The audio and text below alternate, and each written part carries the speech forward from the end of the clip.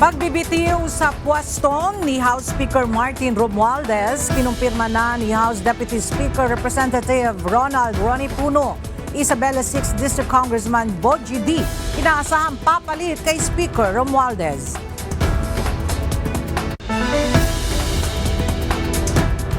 Revised proposed budget ng Department of Public Works and Highways para sa taong 2026 ibinaba sa 624.78 billion pesos. Pag-aalis ng alokasyon para sa locally funded flood control projects sa susunod na taon inirekomenda sa House Committee on Appropriation.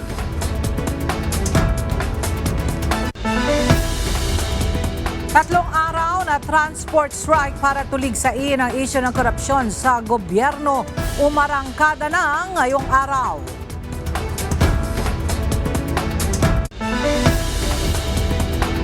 Panunumpa sa tungkulin ng mga mataas na opisyal ng Armed Forces of the Philippines, pinangunahan ni Pangulong Ferdinand Marcos Jr. Pagpapalakas ng presensya ng AFP sa teritoryo ng bansa, ibinilid ni PBBM.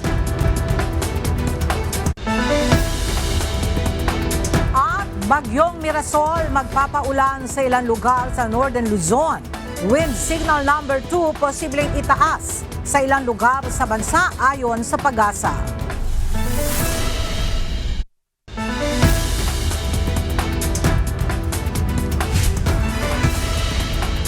Magandang tanghali mga kasakbahay. Ngayon po ay araw ng Miyerkules, September 17, 2025. Tayo po ay sabayang napapakinggan sa Radyo La Verdad 1350, ang UNTV Radio. At una sa mga balita ngayon tanghali.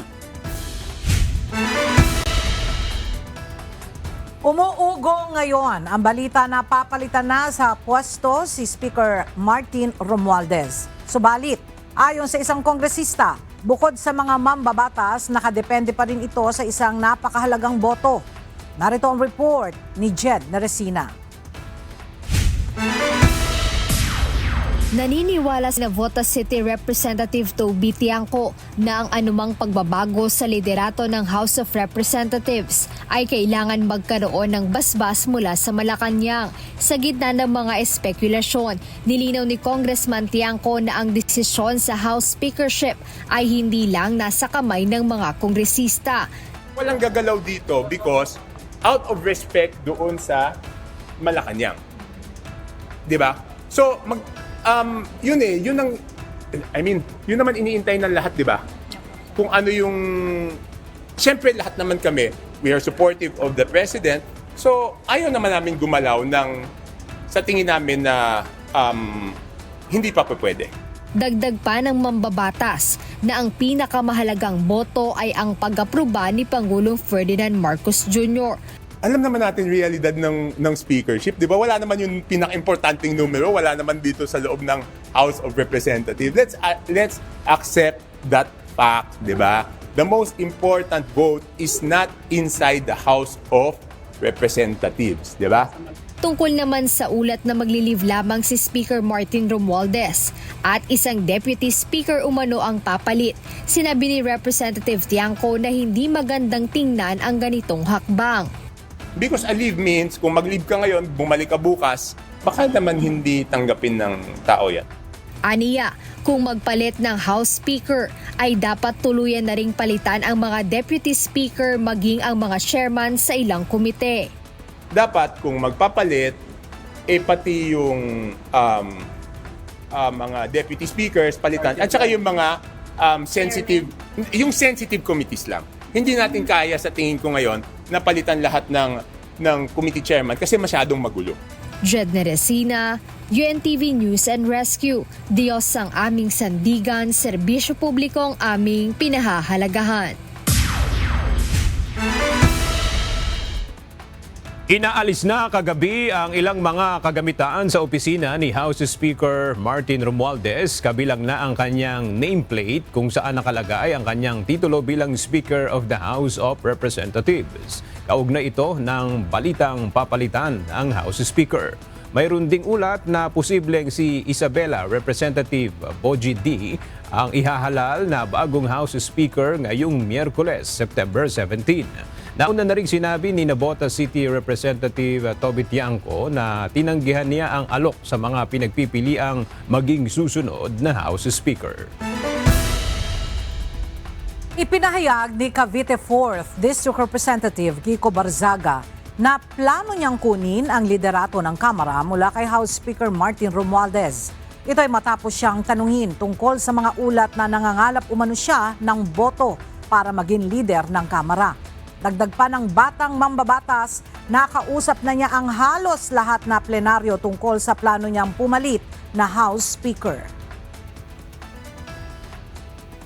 So my side of the story is what he said was mostly correct, but the offering of deputy speakers is incorrect. What I said was that if elected speaker, I will build a house where every political group and every political belief will have a deputy speaker to represent them, instead of the deputy speaker system that we have now, where all the deputy speakers are close and connected to the House Speaker Martin Romualdez.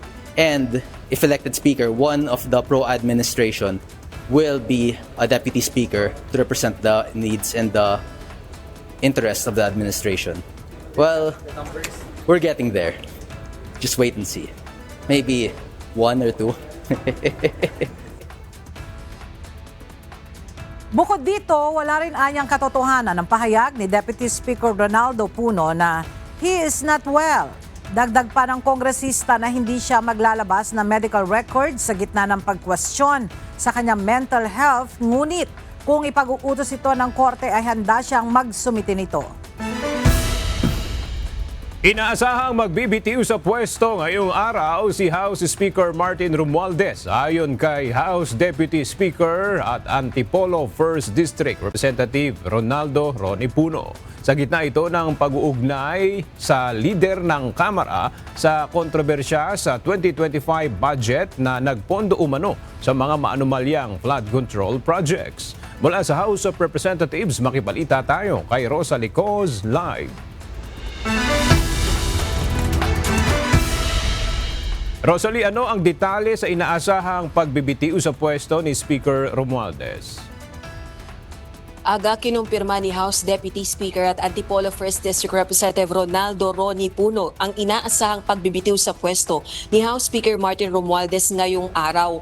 Ang issue binuksan sa kanilang mga political party leaders bago magtungo sa Malacanang kahapon si House Speaker Romualdez. Ang inaasahan namang papalit sa mababakanting posisyon ay si House Deputy Speaker at Isabela 6th District Representative Faustino Boji D. III, ang kasamahan sa Partido Federal ng Pilipinas ni Pangulong Ferdinand Marcos Jr. Pakinggan natin ang pahayag ni House Deputy Speaker at Antipolo 1st District Representative Ronnie Puno.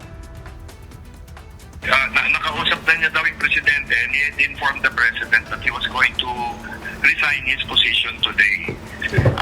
Prior to that kasi, nag-uusap kami mga party leaders with him. Ang alam namin kasi, magli-lead lang siya. Pero ang kwento niya sa amin kahapon nung pinag-iisipan niya nung bago siya pumunta sa Malacanang, sabi niya magbibitiw na lang siya ng completely para hindi sabihin na nag-elele pa siya, na baka babalik rin lang yan, mga ganun, no? Na tutuloy pa rin niya pag-influensya ng House. Sabi niya, tatabi na lang daw siya para maharap niya lahat ng mga akusasyon, mga chismis, mga paratang sa kanya hinggil dito sa mga flood control at kung ano pa yan. Dagdag pa ng House official, ilang linggo na umanong pinag-iisipan ni Speaker Romualdez ang desisyong resignation at hindi ito iniutos ni PBBM. Hindi naman, kasi matagal na namin pinag-uusapan ito eh. Mga 3 weeks ago, halos a month ago, lagi niya nang sinasabi yan. May pesa sabihin ng speaker yan. Stand aside na, tabi na lang ako. Sabi, gano'n na gano'n. In fact, last Saturday, nung gabi, nag-text siya sa akin eh. Actually, hindi ko na nabasa dahil gabi na eh. Nakatulog na ako eh. Ang sabi niya doon, it's time for me to step aside. Thank you for your support. Lumaalam na sa akin, Sabado pa lang eh. So, hindi, matagal niya nang iniisip yan. Saka alam ko kasi talaga yung pamilya niya, medyo nagsasabi na rin na dapat na siguro tumabi na sila para hindi na sila pinag-uusapan ng ganyan at hindi baka sana ubo pa yung mga banat sa kanila, parang ganyan. Nawa na rin siya siguro sa pamilya niya kaya na-desisyon na yung ganyan siguro. Ngayong umaga, nagsagawa ng pagpupulong ang political party leaders ng Kamara kaugnay ng issue. Ibinahagi naman ni House Deputy Speaker at Zambales 1st District Representative Jay Kong Hoon ang ilang napag-usapan. Speaker Romualdez is in a good mood at okay naman siya. Kapag-usap na sila ni incoming Speaker Bogsy D at katatapos lang ng leadership meeting. So everything's well. Right now, we want to keep the house in order. Siyempre, mas maganda na stable. At saka kailangan din priority siyempre yung budget ng ating presidente at kailangan tuloy-tuloy lang yung trabaho. Aga yung formal na pagpapalit sa liderato dito sa Kamara ay magaganap mamaya sa sesyon sa plenaryo ng Kamara alas 3 ng hapon. Balik sa iyo, Aga. Maraming salamat, Rosalie Cool. Nababagalan si Vice President Sara Duterte sa pag-aksyon ni Pangulong Ferdinand Marcos Jr. sa mga napaulat na katiwalian sa paggamit ng pambansang pondo. Panawagan ng pangalawang Pangulo, isailalim sa lifestyle check ang mga kaalyadong kongresista ni PBBM. Ang detalye sa report ni Jed Naresina. Imposibleng walang alam, Pangulo, sa nangyayari sa pera ng taong bayan ayon kay Vice President Sara Duterte. Paliwanag ng pangalawang Pangulo, matagal nang alam ni Pangulong Ferdinand Marcos Jr. kung paano ginagalaw ang budget ng bansa. Ngunit wala aniyang ginawa si PBBM at nag-appoint pa ng House Speaker na umano'y sangkot sa isang bribery case. Alam nga nung bata na nakikinig lang at nanonood lang ng balita at nagbabasa lang ng budget. Presidente pa, hindi niya alam. Unang-una, sinabi ko na noon, nag-appoint siya, nagpumili siya ng speaker na involved sa bribery nakalagay sa isang kaso doon sa Amerika. Diba? So anong nangyari sa budget natin? Narakitiring din yung budget natin. Kaya para sa Vice Presidente, masyado ng delay ang binuo ni Pangulong Marcos Jr. na Independent Commission na layong mag-imbestiga partikular sa maanumalyang flood control projects. Aniya, kung nakinig lang sana si PBBM sa kanya noon, hindi nahahantong sa ganito kalaki ang problema. Masyado siyang hindi niya alam kung anong gagawin at masyado siyang mabagal gumalaw. Nagmamadali ang Pilipinas eh. Actually, hindi na nga siya too little too late eh. Nothing na nga siya eh. Nothingness na ang ginagawa ngayon. Binigyang diin ni VP Duterte na dapat noon pa lang ay sinabihan na ng Pangulo ang Kamara na ayusin ang pondo ng pamahalaan at panagutin ang mga sangkot sa katiwaliang nangyayari sa mga proyekto ng gobyerno. Nandyan na yung budget, nakikita natin kung paano siya kinuha. Di ba dapat nun, diretsyo mo na gawin, tanggalin mo na yung speaker mo, ayusin mo na yung, sabihan mo na yung mga kaalyado mo sa House of Representatives, ayusin ninyo yung budget. Tapos panagutin mo na yung, mag-lifestyle check ka na dyan sa mga congressman at sa mga staff nila. Dami dyan, may bahay sa abroad. Dagdag pa ng pangalawang Pangulo, hindi man siya makapagsalita para sa Department of Public Works and Highways o DPWH, ay personal namang alam ni VP Sara ang naging pagmamanipula umano sa budget ng Department of Education nang siya ay kalihim pa nito. Jed Naresina, UNTV News and Rescue. Diyos ang aming sandigan, serbisyo publiko ang aming pinahahalagahan. Pwede pang maisailalim sa Witness Protection Program ang mag-asawang Diskaya na isinasangkot sa maanumalyang flood control projects. Ayon kay Department of Justice Secretary Jesus Crispin Remulla, may kailangan lamang gawin ang mga Diskaya. Ang detalye sa report ni Ivan Alvarez. Bukas pa rin ang posibilidad para sa Witness Protection Program o WPP para kay Curly at Sara Diskaya. Ayon kay Justice Secretary Crispin Remulla, sa isinagawang budget hearing para sa kanilang ahensya kahapon, September 16, hindi pa umaabot sa punto na agarang sasailalim sa WPP ang mga ito, lalo na at hindi pa niya nababasa ang sworn statement ng mag-asawa o personal na nakakausap ang mga ito. Hindi pa ho. Hindi pa tayo umaabot sa bandang yon sapagkat mainit po ang naging talakayan sa Senado, mainit po ang nagiging exchange ng mga pananaw. Wala ho kami sinasaradong pinto. Ang mahalaga lang, may proseso po tayo susundin. Ayon sa kalihim, ang mahalagang bagay kung sakali mang tuluyang mapasailalim sa WPP ang mga ito ay makakasigurong may katotohanang makukuha sa kanila na suportado ng mga ebidensya. Giit ni Justice Secretary Remulla, dahil aalagaan ng kanilang ahensya ang sinumang nasa ilalim ng WPP, dapat makapagpalabas ng kumpletong testimonial evidences mula sa mga ito. Ang mahalaga po, ilabas din nila yung mga dokumento. Yung kanilang records, yung kanilang mga ledger, lahat po yan dapat open to scrutiny. Wala ho sila dapat itatago na kahit ano. Kung kinakailangan ay maging ang buong kasaysayan ng kanilang pagiging kontratista ang kanilang ipaalam, lalo na at hustisya anya para sa kabuuang bansa ang nakasalalay dito. Mahirap po mag-alaga ng state witness, sinasabi ko sa inyo. Kasi ako ho, I take it upon myself to talk to these people and to know their state of mind, their security. And I spend a lot of time doing this even on Sundays.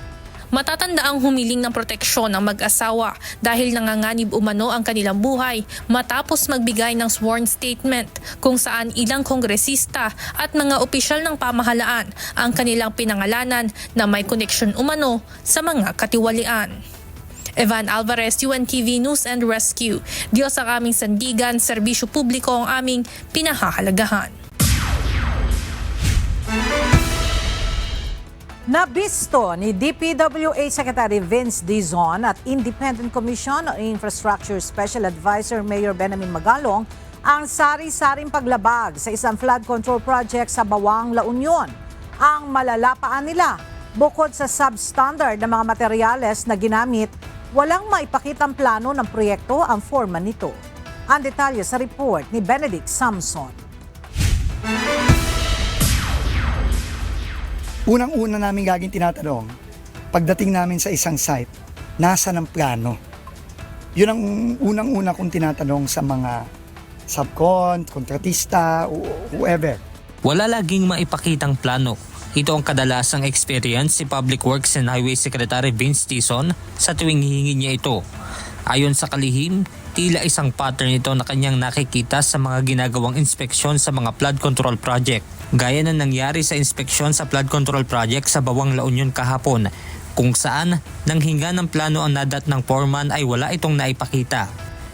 May plano ka? May plano ba kayo? Pati nga ng plano. Wala kayong plano? Wala? Ba't wala kayong plano? E paano mo magagama kung gano'n ka kalalim, gano'n ka kapal yung semento? Paano mo magagama? Tapos na lang. Hindi, paano mo nga magagama kung wala kayong plano? Wala kayong engineering plan? E paano ka gumagawa? Wala, tira na lang kayo ng tira. Nagsagawa ng inspeksyon sina Secretary Dizon kasama ang Independent Commission on Infrastructure o ICI advisor na si Baguio City Mayor Benjamin Magalong sa ginagawang flood control project sa Barangay Acao at Barangay Kalimbaya sa bayan ng Bawang, La Union. Layo ng inspeksyon na magsagawa ng pagsisiyasat sa proyekto bilang bahagi ng pagsisimula ng trabaho ng Independent Commission. Kaya kailangan talaga rito magkaroon tayo ng forensics. So part of that is i-analyze yung kakuha tayo ng mga sample nitong mga bakal na ginamit. Nakita natin na based dun sa opinion ng ating mga structural engineers kasi pinadala ko to picture that nagbigay rin tayo ng reference, mukhang napakanipis. Dapat mga 16, it appears na mga 12 or 10 lang ito. Itong mga tubo na ito ang tinatawag na weep hole na kung saan nakatutulong ito upang mabawasan yung stress sa estrukturang tulad nito lalo na kapag malakas yung pagragasa ng tubig.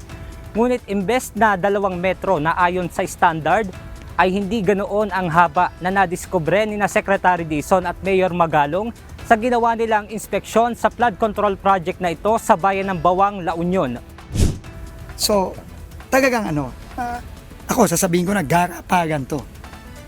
Kita nyo naman Ano lang parang optics na lang yung, wala nang purpose yung tubo na yon.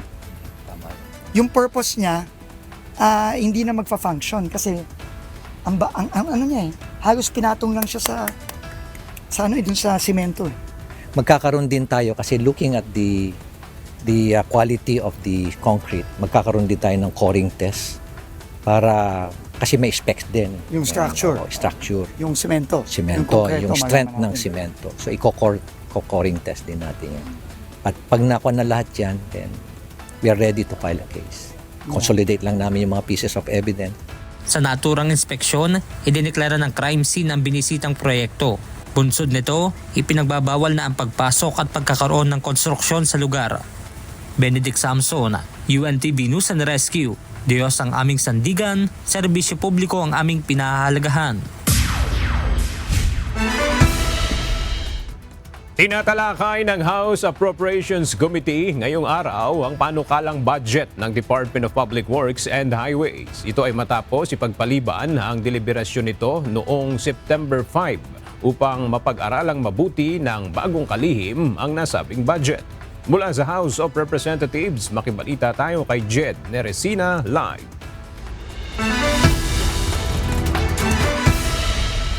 Jed, may nabago ba sa proposed budget ng DPWH para sa susunod na taon? Aga inalis yung alokasyon para sa locally funded flood control projects dito sa isinumiteng revised budget proposal para sa 2026 ng Department of Public Works and Highways o DPWH. Ito ay matapos formal na irekomenda ni Secretary Vince Dizon sa Kamara yung nasabing pondo nila para sa taong 2026 kung saan 625.5 billion pesos na ang kanilang proposed budget sa susunod na taon.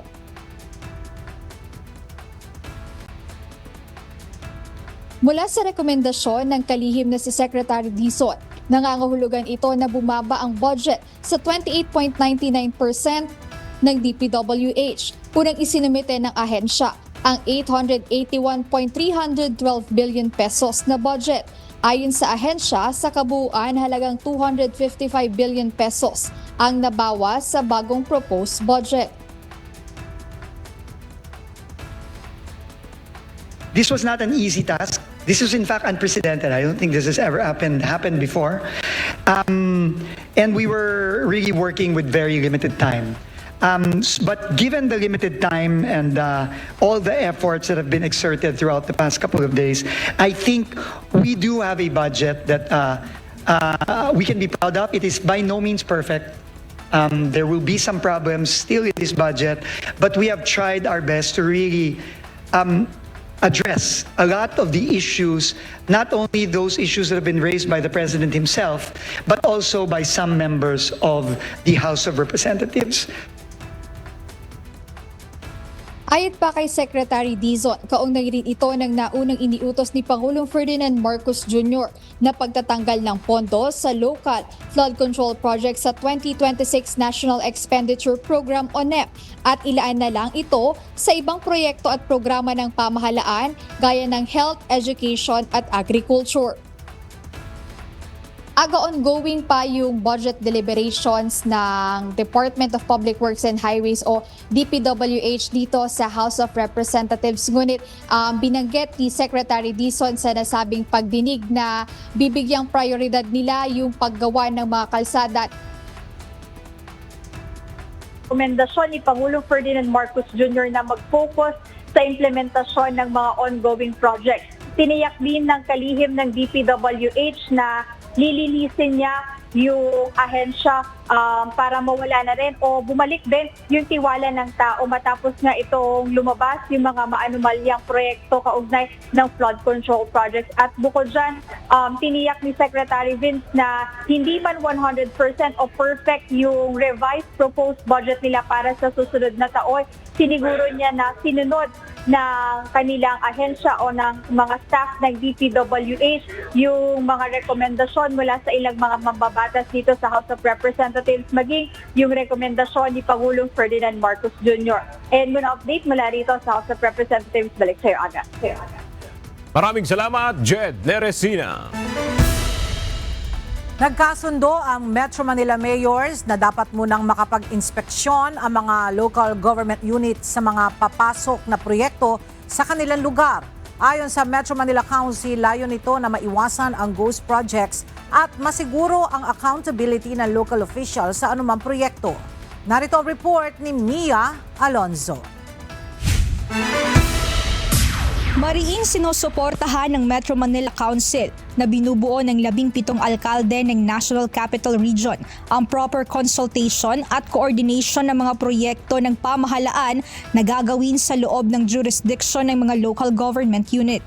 Ayon kay Metro Manila Council President at San Juan City Mayor Francis Zamora, paraan ito upang maiwasan ang mga ghost project at matiyak na magiging accountable ang mga lokal na opisyal. Sapagkat kung in-accept po namin ito, ay ibig sabihin nakita po namin ito, alam namin na tamang pagsasagawa ng mga proyektong ito at nagiging bahagi na kami ng accountability. So of course, we will not accept any project na alam natin substandard and we will not accept any project na alam nating non-existent o yung tinatawag na mga ghost projects. Ayon pa sa alkalde, hindi lamang ito nakatuon sa pinag-uusapang flood control projects. Nakapaloob din dito ang mga infrastructure projects na nais ng national na ipatupad o buuin sa kanilang mga pinamamahalaang lugar. Kahapon ay nagsagawa ng pagpupulong ang Metro Manila Council upang talakayin ng ilang mga bagay, kabilang na ang pagsuporta sa direktiba ni Pangulong Ferdinand R. Marcos Jr. na acceptance for project completion. Sinuportahan naman ito ng mga mayor ng National Capital Region, kabilang na si Manila City Mayor Isko Moreno, na nagbumungkahing ang MMDA na ang mag-synchronize at mag-unify ng flood control program sa Metro Manila. Kasi kami naman, hindi naman namin po pwedeng sabihin na kanal mo yan, kanal ko to. Hindi naman na I think magiging healthy yon for Metro Manila. At saka para maiwasan din na yung every meter may tinatayong pumping station na sayang naman yung pera ng taong bayan. Ayon pa sa ilang alkalde, bahagi ng kanilang napag-usapan ang no permit, no construction, no permit, no implementation of the project nang sa gayon matiyak na ang proyekto ay maipatupad ng tama. May dadaanan itong mga right of way at may mga tatamaan ito ng mga infrastructure. Dapat well-coordinated ito sa LGU para matulungan natin, matuloy itong mga project na ito at lahat ng mga affected ay mabigyan natin ng solusyon. At palagi ko naman, sakayin ng bawat isang member ng MMC na mas kabisado ng LGU ang sitwasyon ng bawat isang lugar. Samantala, ayon naman kay Muntinlupa City Mayor Rufy Biazon, walang malinaw na batas dati na nag-uutos o nagbabawal sa pagkakaroon ng ugnayan o koordinasyon, kaya nagkakaroon ng problema kapag hindi magkasundo ang mga opisyal. Kaya giit ng mga alkalde, dapat nang ipatupad ang koordinasyon ng local at national government na sa planning stage pa lamang ay maipaalam na sa mga LGU para masusi nilang masubaybayan. Mia Alonzo, UNTV News and Rescue. Diyos ang aming sandigan, serbisyo publiko ang aming pinahahalagahan. Umarangkada na ngayong araw ang 3 araw na transport strike ng ilang grupo bilang protesta sa issue ng korupsyon sa maanumalyang flood control projects. Nagtipon-tipon ngayon sa Commonwealth Avenue ang mga miyembro ng Manibela kung saan tinutulugsa ng mga ito ang buwis na binabayaran ng mga driver na ninanakaw lamang nila ng mga nasa pwesto. Ikinagagalit ng mga ito na pawang mga kontraktor at mga opisyal ng gobyerno lamang pala ang anila'y makikinabang sa bawat excise tax na kanilang binabayaran mula sa produktong petrolyo. Bukod sa Manibela, nagsasagawa rin ng tigil pasada ngayon ang grupong Piston. Samantala, nag-deploy naman ng libreng sakay ang Department of Transportation katuwang ang iba pang mga ahensya ng pamahalaan upang maiwasan na ma-stranded ang mga pasahero na maapektuhan ng tigil pasada. Tatagal ang transport strike hanggang sa Biyernes, September 19. Hindi tututulan ni Pangulong Ferdinand Marcos Jr. ang direktiba ng Department of Transportation sa road at rail officials nito na sumakay ng public transport ng 1 beses sa 1 linggo. Ayon kay Palace Press Officer Yusek Claire Castro, walang dahilan para pigilan ang pulisya na ito kung hindi naman lalabag sa karapatang pantao ng sinuman. Kung tutuusin, magandaan niya ang layunin ng naturang kautusan. Kung ano man po ang magiging polisiya ng anumang departamento, kung ito naman po ay reasonable at hindi po nalalabag ang karapatang pantao, hindi po iyan hahadlangan ng Pangulo. At maganda lang po ang magiging adhikain nito para kung sino man po ang mga public officials natin ay talaga maranasan na kung ano ang naranasan ng mga pangkaraniwang mananakay. Nagsasagawa na ng feasibility study ang Department of Transportation na DOTR para sa planong paglalagay ng hybrid carousel sa kahabaan ng Commonwealth Avenue. Sa isang panayam, sinabi ni Transportation Acting Secretary Giovanni Lopez na ang plano ng ahensya ay i-pattern ito sa EDSA busway na may exclusive lane para sa mga bus. Pinag-aaralan niya kung ilalagay ang busway sa buong kahabaan ng Commonwealth Avenue hanggang sa kahabaan ng Quezon Avenue. Kiniwestiyon ni Senator Juan Miguel Zubiri ang Securities and Exchange Commission dahil sa kawalan ng kapsa interes ng online lending apps. Pinuna rin sa Senado ang mga reklamo laban sa paraan ng paniningil ng lending apps. Ang detalye sa report ni Asher Cadapan Jr. Naalarma si Senate Majority Leader Juan Miguel Zubiri sa taas ng mga interes na ipinapataw ng lending apps sa mga nangungutang online. Sa isang pagdinig ng Senado, sinabi ng senador na karamihan sa mga online lending app ay fly-by-night. Bagaman registered sa Securities and Exchange Commission o SEC, humihingi ang mga naturang lending firms ng interes mula 6% kada linggo hanggang 30% kada buwan. Paliwanag ng SEC lawyer na si Attorney Romary Abrazaldo, sa ngayon ay suspendido ang usury law na siyang naglilimita ng halaga ng interes sa mga utang sa mga lending at financing company. Ibig mo sabihin, wala po tayong cap. So, kung meron po kayong lending app or lending app na application, na grant nyo po yan, pwede po sila mag-charge up to 20% a week. Wala po pala tayong batas para dyan? Unfortunately, Your Honor, yes po. Loan transactions are actually covered by the civil law. So basically, kung ano po yung pinag-usapan, pinagkasunduhan sa kontrata between the lender and the borrower, yun po yung nasusunod at present. Nadismaya naman dito si Senador Zubiri habang kinilalaan niya ng Korte Suprema noong 2024 ang 3% kada buwan na interes ay hindi reasonable. Ngunit sa ngayon, sinabi ng SEC na pinag-aaralan pa nila ang pagpapatupad ng interest rate ceiling. Bukod dito, siniyasat din ng mambabatas ang pamamahiya ng mga online lending app kapag hindi nakapagbayad ang mga nangungutang. Tapos pag hindi ka pa makabayad, grabe yung papahiyain ka. And tatanungin ko din sa Privacy Commission yan. And other government agencies, pwede ba gawin yun? Napapahiyain yung tao? Kasi as part of your loan agreement with the lending app, magbibigay ka ng 10 hanggang 20 tao, pati cellphone nila. It's a shame campaign. Inamin naman ng SEC na maging sila ay nakatatanggap ng mga reklamo kaugnay ng paraan ng paniningil ng mga lending app. Anila, may mga alituntunin kaugnay ng mga unfair debt collection practices. Yung mga certain acts na abusive collection practices, pinagbabawal po yun. For example po yung pagmumura habang nangungulekta, yung pagtitreaten po sa buhay ng mga tao habang nangungulekta. Maaari niyang patawan ng lumabag na lending company ng multa o pagkakakansila ng kanilang registration. Gayon din ang pagpapatigil ng operasyon bilang lending o financing company na mga lalabag sa kaukulang alituntunin ng SEC. Para sa mga reklamo sa mga financing at lending company, maaaring bumisita sa SEC website imessage.sec.gov.ph. Ayon sa SEC, agad na nire-resolba ang reklamo kung tatawag ang complainant habang umaabot ng 2 araw kapag email. Sa kabila nito, iminungkahi ni Senador Zubiri na sa halip na SEC ay sa ilalim na lang sa Bangko Sentral ng Pilipinas o BSP ang regulasyon ng lending apps. Asher Cadapan Jr., UNTV News and Rescue. Diyos ang aming sandigan, serbisyo publiko ang aming pinahalagahan. Sugatan ng isang tauhan ng BFAR matapos mabasag ang salamin ng BRP Datugubay Piang dahil sa pambobomba ng tubig ng Chinese vessel sa Baho de Masinloc. Ilang bahagi rin ng barko ang nasira sa pinakahuling pangaharas ng China. Ang detalye sa report ni Ryan Lacanlale.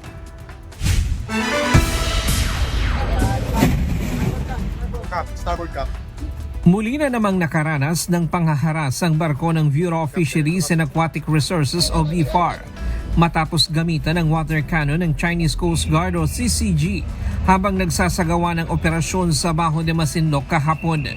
Isinagawa ng BFAR ang programang Kadiwa para sa Bagong Bayaning Mangingisda o KBBM kung saan namahagi rin ito ng yelo at krudo sa mga mangingisda sa lugar. Subalit pasado alas 9 ng umaga, tinarget ng CCG 5201 ang BRP Datu Gumbay Piang sa layong 40 nautical miles silangan ng Baho de Masinloc. Tumagal ng halos 29 na minuto ang pag-atake na nagdulot ng pinsala sa barko. Nabasag ang salamin ng bridge, nasira ang partition ng cabin ng kapitan at nagkaroon ng short circuit sa ilang outlets at air conditioning units. Isang tauhan rin ng BFAR ang nasugatan dahil sa nabasag na salamin. Kasunod nito, umatake rin ng CCG 21562 sa barko ng BFAR mula sa port side habang nasa 17 nautical miles silangan ng Baho de Masinloc.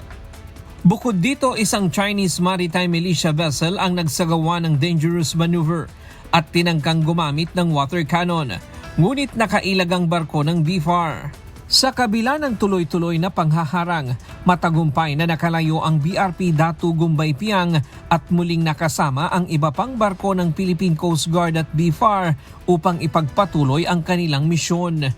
Bago pa man ang insidente, nag-anunsyo ang isang Chinese warship na magsasagawa sila ng live fire exercise sa lugar, dahilan upang mabahala ang mga lokal na mangingisda.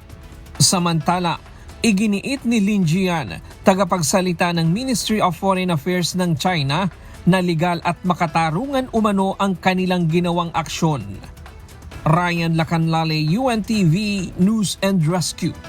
Diyos ang aming sandigan, serbisyo publiko ang aming pinahahalagahan. Pinangunahan ni Pangulong Ferdinand Marcos Jr. ang panunumpa sa tungkulin ng mga high-ranking officials ng Armed Forces of the Philippines. May bili naman ang Commander-in-Chief sa gitna ng geopolitical tensions. Mula sa Malacanang, makibalita tayo kay Nel Maribuhok live. Nel, ano ang naging direktiba ng Pangulo sa mga opisyal ng AFP? Yes, patuloy na palakasin ang presensya sa teritoryo ng bansa. Ito ang pangunahing direktiba ni Pangulong Ferdinand Marcos Jr. sa mga bagong promote na generals at flag officers ng Armed Forces of the Philippines. Ayon sa Commander-in-Chief, kailangan babantay ang mabuti ang kapayapaan sa rehiyon sa gitna na rin ng geopolitical tensions. These new stars you carry will demand your utmost discipline, honor, and service. And as your Commander-in-Chief, I call on you to continue to strengthen our presence in the air, on land, and at sea. We must guard the peace we have gained and deepen our ties with partners who also envision a freer, more stable region. Dagdag ng Pangulo, magsilbi rin anyang halimbawa ang promoted AFP officials sa kanilang mga nasasakupan. Huwag rin anyang kalimutan ang mga Pilipinong patuloy na nagtitiwala sa hukbong sandatahan. Umaasa rin si Pangulong Marcos na patuloy na magiging tapat sa konstitusyon at sambayan ng Pilipino ang AFP. Yan muna ang ating update. Balik sa iyo, Aga. Maraming salamat, Nel Maribuho. Nagpahayag na rin ang kagustuhan ang United Kingdom na magkaroon ng Visiting Forces Agreement sa Pilipinas. Kaugnay pa rin ito ng patuloy na pagpapatatag ng ugnayang militar ng dalawang bansa. Ang detalye ay hahatid ni Ryan Lacanlale live. Ryan, may ginagawa na bang pag-uusap ang Pilipinas at United Kingdom patungkol sa bagay na yan? Sa ngayon ay wala pa tayong nakukuhang impormasyon tungkol dyan dahil kahapon pa lamang ibinigay yung sulat ng United Kingdom. Nagpahayag nga ng intensyon ang United Kingdom na nais nilang magkaroon ng status of Visiting Forces Agreement o SOFA sa Pilipinas. Sa pagbisita ng UK Minister of State for Defense Lord Benon Hooker sa Camp Aguinaldo. Ibinigay nito ang liham ng UK Secretary of State for Defense John Healey na naglalaman ng pagnanais ng kanilang pamahalaan na makipagkasundo ng isang SOFA sa Pilipinas. Sa isang panayam kay Assistant Secretary Arsenio Andolong, tagapagsalita ng Department of National Defense, sinabi nito na patunay ito ng pakikipagpartner ng iba't ibang bansa sa Pilipinas. Giit ni Andolong, hindi iniimbento ng Pilipinas ang mga issue sa West Philippine Sea, bagkus nakikita rin ng iba't ibang bansa ang kasalukuyang sitwasyon. Dagdag pa niya, sa usapin ng seguridad, kapag mas marami ang kakampi ay mas makakabuti ito para sa bansa. Kaya naman bukas ang DND sa pagkakaroon ng maraming international security engagement kasama ang mga bansang may kaparehong pananaw sa kapakanan ng South China Sea. Binigyang diin ni Andolong ang pakikipagpartner ng bansa sa pamamagitan ng mutual agreement ay hindi lamang nagmumula sa panig ng Pilipinas kundi sa partner na bansa. Sa ngayon, wala pang detalye ang proposed soft path sa UK, subalit itinuturing itong malaking hakbang para patatagin ang ugnayan ng Pilipinas at United Kingdom pagdating sa depensa. At yan muna ang latest mula dito sa Quezon City. Balik sa iyo, Ella. Maraming salamat, Ryan Lacanlale. Naialis na ang Sea Barge 103 na sumadzad sa mababaw na bahagi ng karagatan sa Pag-asa Island sa Palawan nitong nakaraang araw. Kaugnay nito, mag-iinspeksyon ang Philippine Coast Guard sa lugar upang masigurong walang napinsalang yamang dagat sa kalayaan. Para sa detalye, may report si Andy Pagayona live.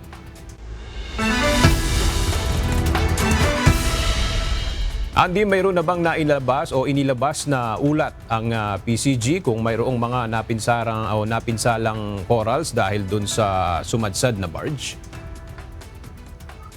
Magandang tanghali sa ngayon. Wala pang inilalabas na ulat itong PCG sa maaring naging pinsala sa mga bahura matapos ng sumadsad ang isang barge sa Pag-asa Island sa bayan ng Kalayaan. Naialis na nga ang sumadsad na barge sa may pangalang CC-103 sa Pag-asa Island sa bayan ng Kalayaan sa Palawan matapos itong sumadsad sa mababaw na bahagi ng isla. Sa impormasyong ibinahagi ng Coast Guard Station Kalayaan, matagumpay na naialis ang barge sa pamamagitan ng paghila gamit ang manual tugboat na umabot ng halos 1 oras. Sinamantala umano ng naturang kumpanya na malalim ang tubig kaya't agad silang nagsagawa ng operasyon. Matatanda na sumadsad ang barge mula pa noong August 24. 100 metro ang layo mula sa pantalan ng Pag-asa Island. Bagamat may nauna ng pagsisiyasat ang PCG sa lugar, ay muli ito mag-inspeksyon upang masiguro nga na walang likas na yaman na masisira dahil nga dito sa pagsadsad ng naturang barge. Yan ang ating update. Balik sa iyo, Aga. Maraming salamat, Andy Pagayona. Tinatalakay ngayon ng Commission on Elections o COMELEC-ANBANG ang epekto ng Inisyon Temporary Restraining Order o TRO ng Supreme Court laban sa Bangsamoro Autonomy Act No. 77 para sa redistricting o distribusyong 7 parliamentary seats na mula sa Sulu. Mula sa Maynila, alamin natin na detalye kay Dante Amento live. Dante, ano ba ang epekto nitong sa BARM elections, itong TRO ng Supreme Court? Magandang tanghali. Alam mo, katatapos lamang noon ng ginawang anbang session ng Commission on Elections. At sa ngayon, ay sinuspinde ng COMELEC ang lahat ng preparasyon para sa Bangsamoro Parliamentary Elections. Kaugnay po yan ng inisyong Temporary Restraining Order o TRO ng Supreme Court kahapon laban sa Bangsamoro Autonomy Act 77. Ito yung batas kung saan nag-uutos na i-distribute yung 7 parliamentary district seats sa Sulu. Sa ngayon, hindi masabi ng COMELEC kung tuloy o hindi ang gagawing BARM election sa October 13 dahil nakadepende sila dito sa magiging pinal na aksyon ng Supreme Court sa mga petisyon na kumukwestiyon nga dito sa Bangsamoro Autonomy Act 77. So ang sinabi kanina ni Chairman Garcia ay wala silang magagawa kundi susundin lang nila ang temporary restraining order kung saan tinitigil ang lahat ng mga preparasyon, kabilang na po dyan yung voters education, yung pagpapadala ng mga balota sa iba't ibang mga probinsya. So sa ngayon, Ella, ang malinaw na sinasabi ng komisyon, wala silang masabing definidong kasagutan kung ano ang magiging kapalaran ng eleksyon. Kung ito ba ay matutuloy o hindi, sapagkat naghihintay lamang sila kung ano ang magiging aksyon, maaaring ng Supreme Court o kaya ng ating Kongreso. So mamaya, Ella, ay ating ibibigay ang kompletong detalye nitong napag-usapan nga ng Commission Anbang dito sa kanilang ginawang Anbang session. Yan ang ating update mula dito sa Maynila. Balik sa iyo, Ella. Maraming salamat, Dante Amento. Ipinagutos na ni Philippine National Police Acting Chief Police Lieutenant General Jose Melencio Nartates Jr. ang malalimang investigasyon kaugnay sa tangkang panunuhol sa complainant sa kaso ng missing sa Bungero. Ito'y matapos na maaresto ng mga tauhan ng Criminal Investigation and Detection Group ang dalawang individual sa isinagawang operasyon sa Barangay Dolores, Taytay Rizal kahapon. Ang dalawa umano ang nagtangkang bayaran ang complainant sa kaso para bawiin ang affidavit laban sa mga responsable sa krimen. Pinuri naman ni Lieutenant General Nartates ang CIDG sa naturang operasyon at ipinag-utos na papanagutin ang mga naarestong individual. Nasa kustodiya na ng CIDG ang dalawang suspect at nahaharap sa mga kaso. Milyong-milyong mga Pilipino ang natutulungan ng tulong panghanap buhay sa ating disadvantaged workers o TUPAD program ng Department of Labor and Employment o DOLE. Ito'y bahagi ng pagsisiguro ng ahensya na totoong nakakatulong ang programa sa mga nangangailangan. Mula sa Maynila, may report si Ivan Alvarez live.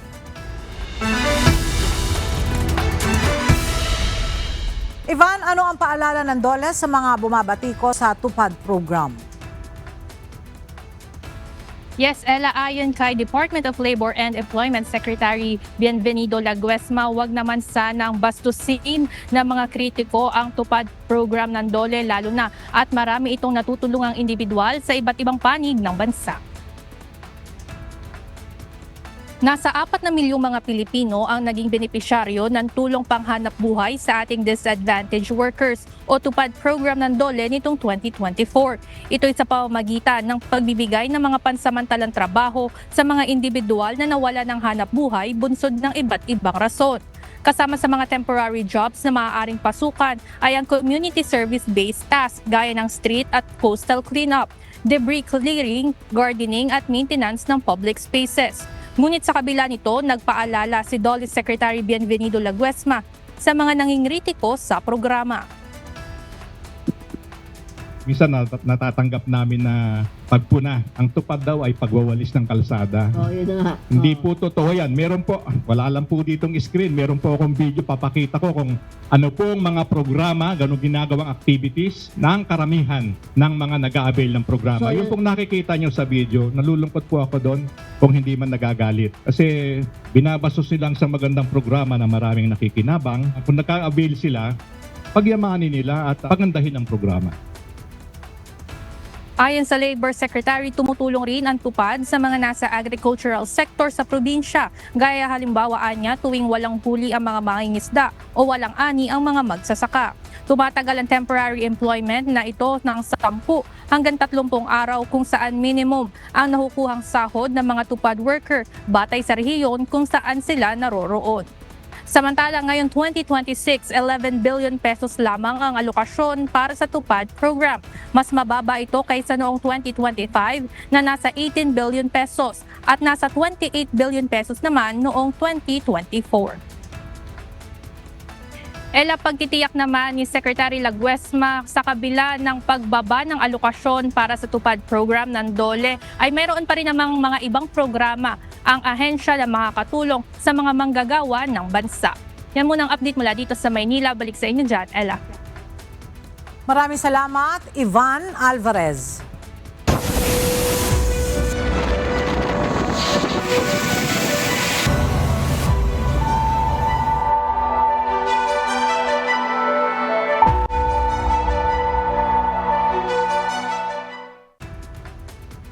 Posibleng lumakas pa ang bagyong Mirasol habang nananalasa sa Northern Luzon.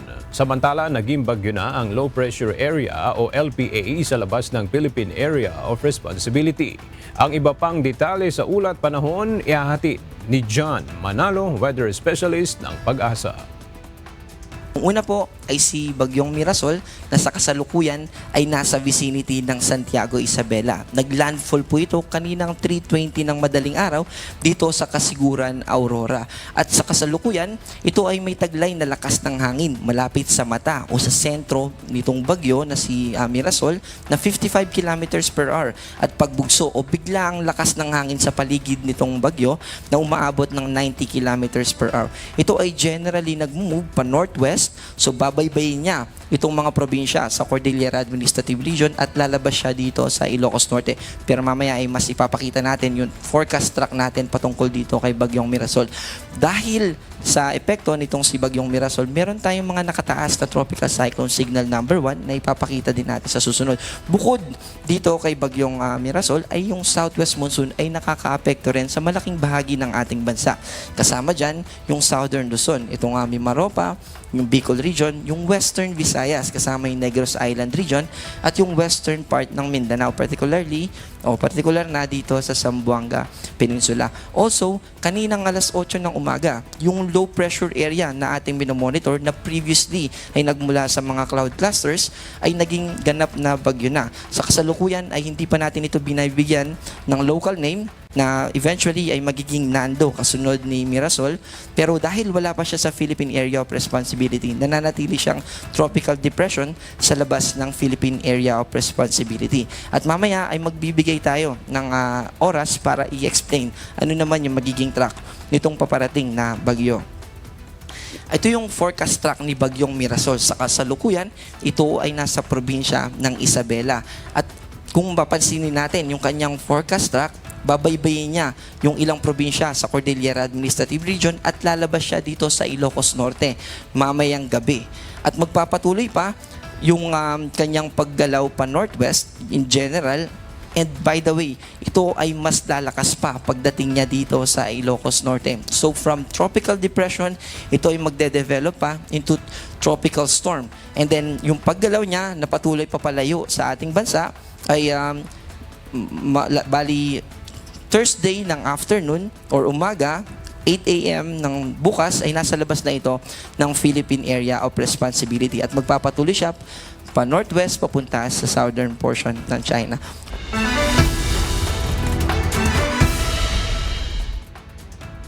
Suspendido ang face-to-face class mula preschool hanggang senior high school sa Baguio City dahil sa epekto ng Bagyong Mirasol. Sa La Trinidad, Benguet, mahigit 300 mga volunteer ang nagtulong-tulong sa paglilinis ng mga daanan ng tubig upang maiwasan ang malawakang pagbaha. Ang detalye hahatid sa atin ni Grace Doctolero live.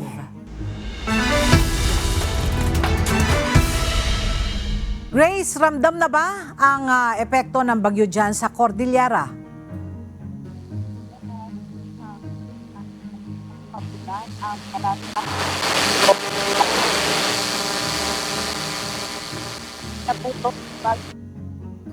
Grace Doctolero.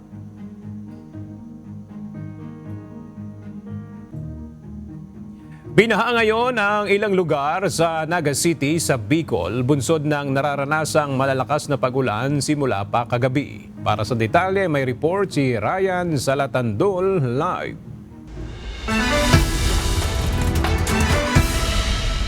Ryan, kumusta ang sitwasyon ng mga binahang lugar dyan sa Naga City at may mga residente ba na kinakailangang ilikas? Yes, Aga, magandang tanghali. Ang sitwasyon ngayon dito sa Naga City ay bumuti na itong panahon. Kagabi nga nakaranas ng pag-ulan itong Naga City pero agad naman itong tumila.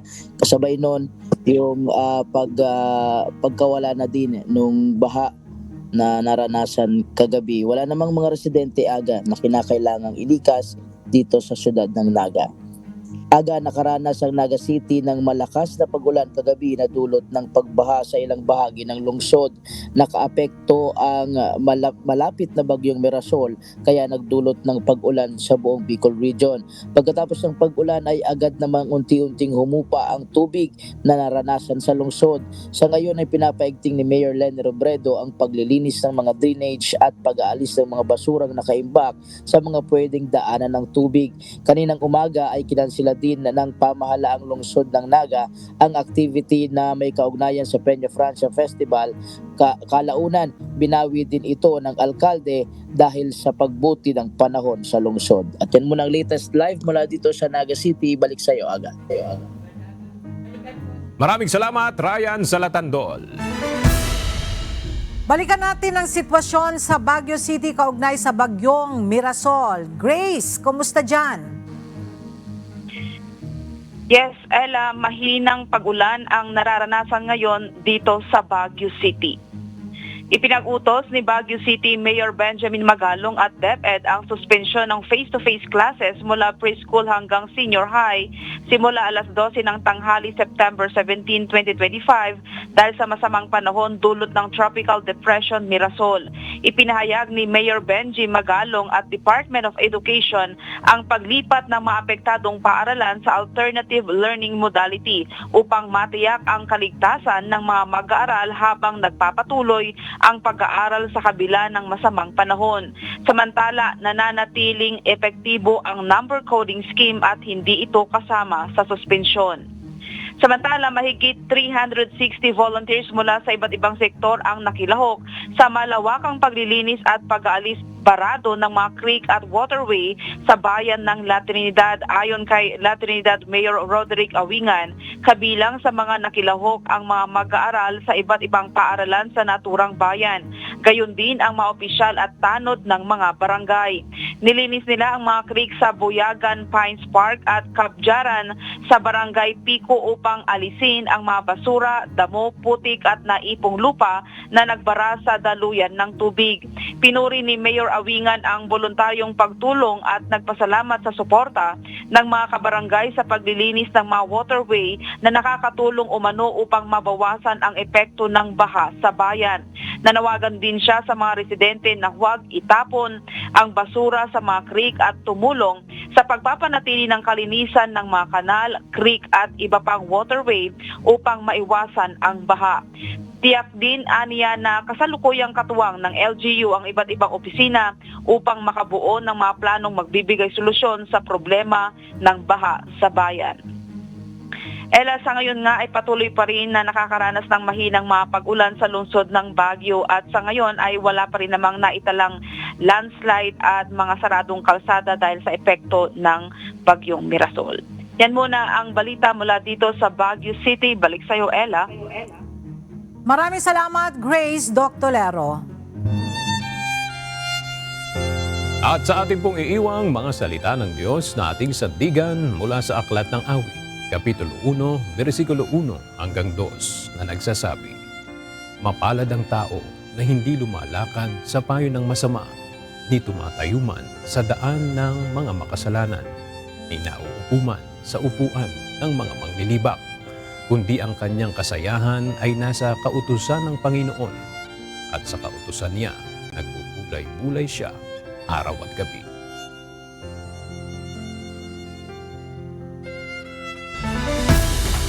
At yan ang mga balitang aming tinutukan at inaksyonan dahil sa aming pagbabalita, una ang pagkalinga sa kapwa. UNTV CE News, may balita saan mang panig ng daigdig. At dito sa UNTV, Diyos ang aming sandigan, serbisyo publiko ang aming pinahahalagahan. Magandang tanghali.